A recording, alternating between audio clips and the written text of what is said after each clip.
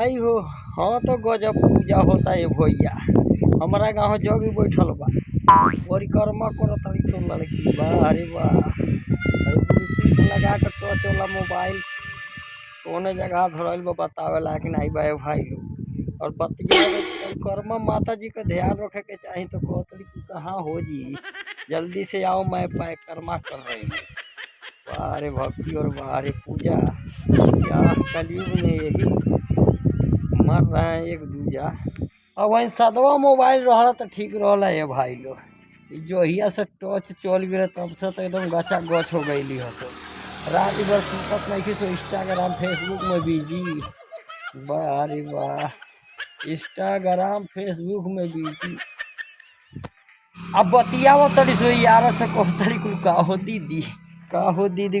माई दादा जानता लोग कि दीदी से बतियाव तड़ी सो यार से कह तड़ी सो का हो दीदी, कहल चल बा, कहिया आई तोहरा के देखे के बड़ा मन करता। ई ना कह तड़ी सो कि ये यार बड़ा देखे के मन करता। तो दोस्तों, ये सब गार्जियन की कमी है। हमारे सब घर के गार्जियन ही सब छूट देते हैं और सारा ही छूट वही दे रहे हैं और मनमानी कर रहे हैं सब। तो आप लोग ऐसा मत कीजिएगा। बियाहे के पहले मरली सारा माजा, बियाहे के पहले मरली सारा माजा। आ जाता ससुरवा में बजा दे तड़ी बाजा, बजवा दे तड़ी बाजा।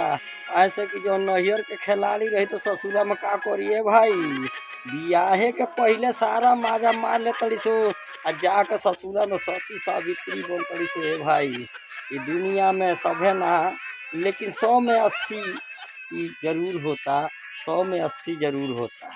जवन नैहर के रही खिलाड़ी तो ससुरा में कैसे बनी मर्द के पुजारी। जाते मर्दे के मुँह उखाड़ तड़ी सो, जाते मर्दे के मुँह उखाड़ तड़ी सो। हे भाई लोग, 100 में 80 ज्यादा उहे कर तड़ी सो जवन पढ़ले वाली सो भी 80, जवन पढ़ले वाली सो भी 80। तो भाई लोग, वीडियो कैसन लागल बा एक बार कमेंट में जरूर बता दीजिएगा। जमाना तो रंगारंग कार्यक्रम में चल रहा है। ई चढ़ल बा जवानी तो एक दिन ढरबे करी, ई चढ़ल बा जवानी तो एक दिन ढरबे करी।